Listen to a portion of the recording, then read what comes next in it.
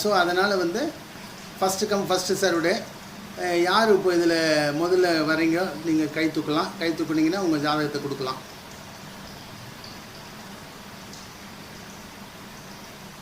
Okay, சொல்லுங்கம்மா சாந்தி, உங்கள் ஜாதகத்தை கொடுங்கம்மா. உங்கள் ஜாதகம் இருந்துச்சுன்னா ஷேர் பண்ணுங்கள். இல்லை இருந்துச்சுன்னா இல்லை என்னுடைய வாட்ஸ்அப் காமிச்சா கூட நான் ஷேர் பண்ணுறேன்.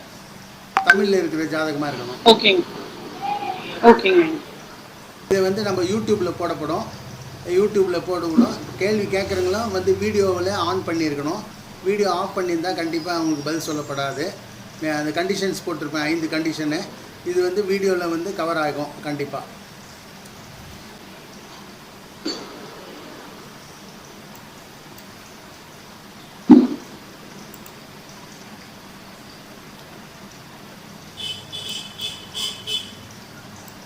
ஆறு 83 12:54 AM. அதாவது பொழுது விடிஞ்சா 14 தேதி 15ங்க ஐயா. பொழுது விடிஞ்சா 15. பார்த்தியா? எந்த ஊரில் பிறந்ததுமா இவர்? ஆம்பூருங்க ஐயா. ஆம்பூர். டேட் ஆஃப் பர்த் வந்து 15/6/83 காலை 12:54. ரைட்டு. பொழுது விடிஞ்சா 15ஆம் தேதி இவருக்கு. ஆயிலி நட்சத்திரம் முதல் பாதம். சரியா இருக்குங்களா எல்லாருக்கும்? சரி, இப்போ வந்து உங்களுடைய கேள்வி என்னம்மா சொல்லுங்கம்மா. ஐயா, சொந்த மனை வாங்கணும்ன்ற இதுல பாத்துட்டு இருக்கோங்க ஐயா, அமையவே மாட்டேங்குதுங்க. சரிம்மா, இப்போ இந்த ஜாதகத்தை பாருங்க. இந்த ஜாதகத்தில் பார்த்தீங்கன்னா லக்னத்திலும் வந்து மீன லக்னம். மீன லக்னத்துக்கு 4ஆம் இடத்தினுடைய அதிபதி 4க்கு 12ல் மறைஞ்சிருக்கார். 4க்கு 12ல் மறைஞ்சிருக்கார். நல்லா பார்த்துக்குங்க. 12ல் மறைஞ்சது. அது இல்லாமல் 4ஆம் வீட்டில் வந்து ஒரு பாவ கிரகம் ராகு கிரகம் இருக்குது. அப்படி இருக்கும்போது நம்ம எதிர்பார்க்கறது நீங்கள் சொல்கிற மாதிரி சுக்கிரன் வந்து ஸ்ட்ராங்காக இருக்கார் ஜாதகத்தில்.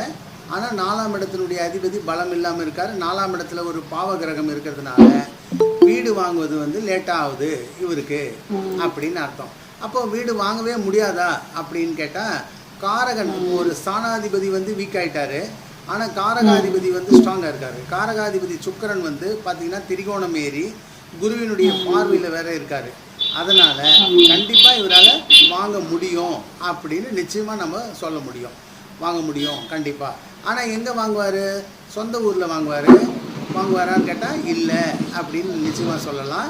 அடுத்தபடியாக பார்த்திங்கன்னா அவர் வாங்குகிற இடம் வந்து இண்டிபெண்ட் ஹவுஸா அப்படின்னு கேட்டால் அதுவும் இல்லை அப்படின்னு சொல்லலாம். அப்போது அப்பார்ட்மெண்ட் வாங்கிறதுக்கு தான் வாய்ப்புகள் உண்டு அப்படின்னு சொல்லலாம். அப்போ இவர் வந்து ராகு இருக்கிறதுனால அப்பார்ட்மெண்ட்டுக்கு தான் இம்பார்ட்டன்ஸ் வந்து நிறைய கொடுக்கறதுனால அப்பார்ட்மெண்ட் வாங்கினார்னா தங்கலாம். இல்லைன்னா அவர் இண்டிவிஜுவல் ஹவுஸ் வாங்கினார்னா அந்த இண்டிவிஜுவல் ஹவுஸை அவர் கண்டிப்பாக வாழ முடியாது. அதை வந்து வாடகை விட்டு சம்பாதிக்கலாம் அப்படின்னு தான் கணக்காகும். அதனால் அவர் இண்டிபெண்ட் ஹவுஸ் வாங்கி நம்ம கட்டி நம்ம ஜாலியாக இருக்கணும்னா சான்ஸு இல்லை. அதிகமான பாசிபிலிட்டிஸ் வந்து இல்லை அப்படின்னு. இப்போ வந்து இப்போ நடக்கிற தசை வந்து என்ன தரத்தை எல்லோரும், ஏன்னா அவங்கவுங்க பேக்கேஜஸில் பார்த்துருப்பீங்க. என்ன தசைன்னா இப்போ நடக்கிற தசை வந்து சூரிய மகா தசையில் ராகு புத்தி ஓடி ஸ்டார்ட் ஆகிருக்கு. அப்போ ராகு புத்தி மார்ச் 26 வரைக்கும் 2026 வரைக்கும் மார்ச் 26 வரைக்கும் இருக்குது. அப்போ கண்டிப்பாக சூரிய மகாதசை ராகு புத்தி பாசிபிலிட்டி இருக்கா அப்படின்னா, ராகு 10ல் 4ஆம் இடத்துல தானே இருக்கார், பாசிபிலிட்டி உண்டு தானே அப்படின்னு நம்ம நினைப்போம். இல்லை அப்படின்னு தான் சொல்லணும். ஏன்னு கேட்டிங்கன்னா சூரியன் வந்து ராகு தசாநாதனுக்கு புத்திநாதன் ஜென்ம பகையாக இருக்கிறதுனால இது வந்து ஒர்க் அவுட் ஆகிறதுக்கு வாய்ப்புகள் இல்லை அப்படின்னு நீங்கள் முடிவு பண்ணிக்கலாம் ஆட்டோமேட்டிக்காக. அப்போ முடிவு பண்ணிவிட்டு இந்த ராகு புத்தியும் ஒர்க் அவுட் ஆகாது. அடுத்து குரு புத்தி ஒர்க் அவுட் ஆகுமா அப்படின்னு பார்த்தீங்கன்னா குரு புத்தி ஒர்க் அவுட் ஆகும். ஆனால் குரு எங்கே இருக்கார்? 9ஆம் இடத்துல பாக்கியஸ்தானத்தில் இருக்கார். அதனால் அதுவும் கொஞ்சம் கஷ்டம்தான் அப்படின்னு அர்த்தம். அப்புறம் சனி புத்தி ஒர்க் அவுட் ஆகுமா அப்படின்னா அதுவும் கஷ்டம்தான்.